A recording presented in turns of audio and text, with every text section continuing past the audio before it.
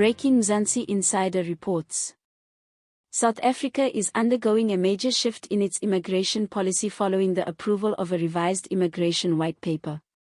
The new approach signals a move away from a system focused mainly on enforcement and border control toward one that is more strategic, selective, and economically driven. This change comes amid rising concerns about illegal immigration, unemployment, and pressure on public services.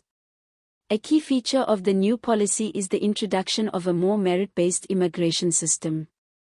Instead of focusing mainly on how long a person has lived in the country, future decisions will prioritize skills, qualifications, and economic contribution. This means that professionals in high-demand fields may find it easier to obtain residency, while low-skilled migrants could face stricter conditions. The government also plans to overhaul the visa system to better align with economic needs.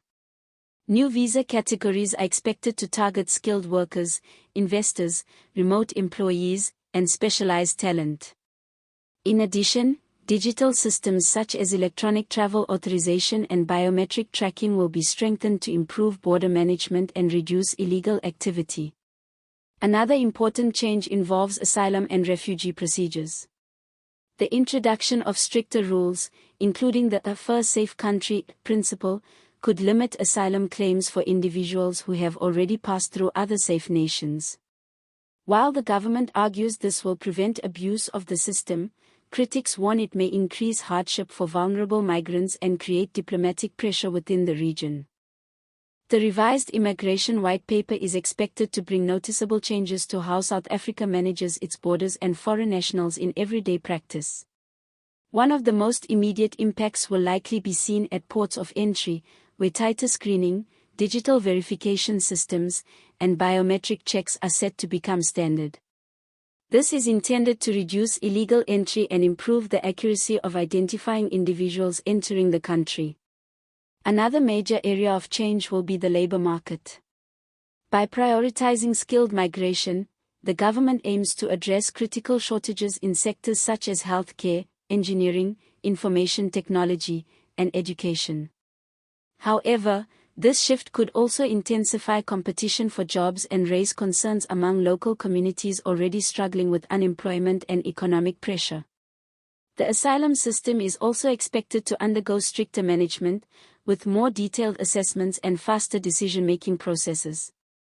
While this may reduce backlogs, it could also make it more difficult for genuine asylum seekers to secure protection, especially if they are deemed to have passed through other safe countries before reaching South Africa. For businesses and investors, the reforms may introduce both opportunities and new requirements. Companies could benefit from easier access to foreign talent under revised visa categories, but they will also need to comply with stricter documentation and reporting systems linked to immigration compliance. Looking ahead, South Africa's revised immigration framework is likely to shape regional migration patterns across southern Africa. As border controls tighten and asylum rules become stricter, neighboring countries may experience increased pressure from migrants who are unable to enter or remain in South Africa. This could shift migration flows and create new diplomatic and humanitarian challenges within the region. The policy may also influence how South Africa is viewed internationally. By adopting a more structured, merit-based immigration system, the country is signaling an intention to align with global standards used in countries that prioritize skills and economic contribution. However, concerns over human rights and asylum restrictions could also attract criticism from international organizations and advocacy groups. Domestically, the success of the policy will depend heavily on the capacity of the Department of Home Affairs to implement reforms effectively. Long-standing issues such as administrative delays, corruption, and system inefficiencies could undermine even the most well-designed policies if not properly addressed. Strengthening institutional capacity will therefore be critical. Public reaction is also expected to play a major role in shaping the outcome of these reforms.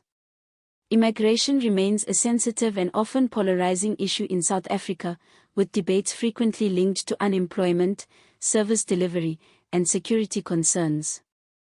The government will need to balance public pressure with humanitarian obligations and economic priorities.